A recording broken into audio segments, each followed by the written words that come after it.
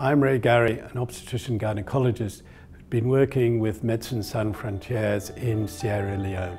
I worked in Gondomar, which was a centre which was about 20 minutes drive over very bad roads from the city of Bo, where we lived and most of the population lived.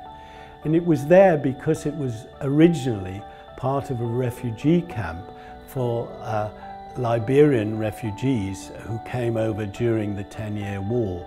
So it wasn't a handy or convenient place.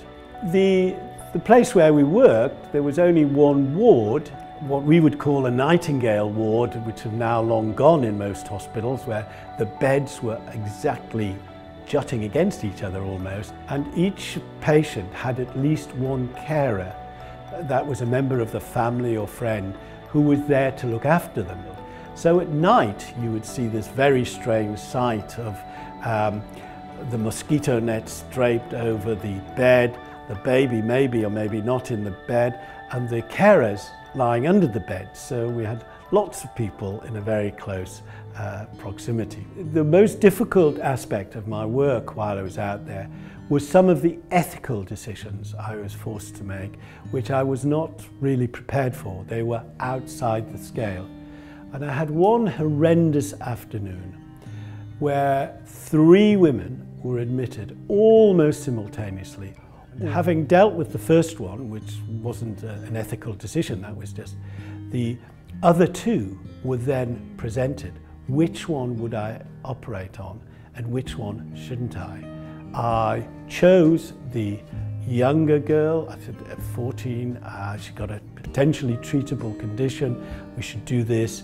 And there was a protocol to hopefully treat the other lady, but the protocol didn't work. She died while I was operating on the other girl who had lesser fever.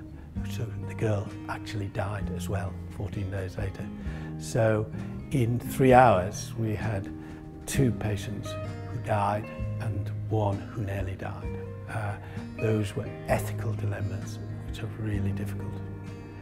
These things happen so quickly and they're so outside our normal field. I mean, I've never in 40 years of practice been exposed to 3 people bleeding to death at the same time with no blood and no facility to help them.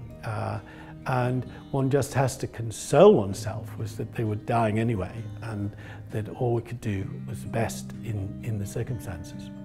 It was a very intense place. Every emotion you could feel, you felt every day. You didn't know whether you're feeling happy or sad. There were great things and bad things, and just the intensity was what I found so remarkable.